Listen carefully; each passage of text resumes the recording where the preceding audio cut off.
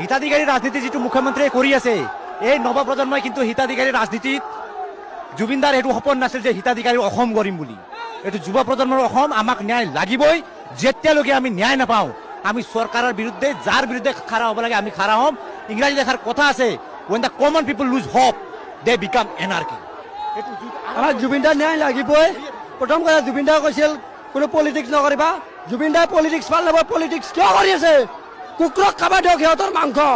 ইমান নৰ পিশাচ নধম কুকুৰক খাব দিয়ক। কিন্তু পলিটিক্স হোৱা দেখিবলৈ পাইছো। আমাৰ আন্দোলনকাৰী ইতিমধ্যে প্ৰশাসনে লৈ যোৱা দেখিবলৈ পাইছো। কি কাৰণে দিছে আমি দাবী কৰিছো। আৰক্ষীয়ে চেষ্টা কৰিছে। আমি প্ৰতিক্ৰিয়াসমূহ সমান্তৰালভাৱে লৈ আছো যে সকলোৱে কৈছে যে ন্যায় লাগিব। আমাৰ এটা অসম প্ৰশাসনৰ অসম চৰকাৰলৈ এইটো সুৰক্ষা নাই।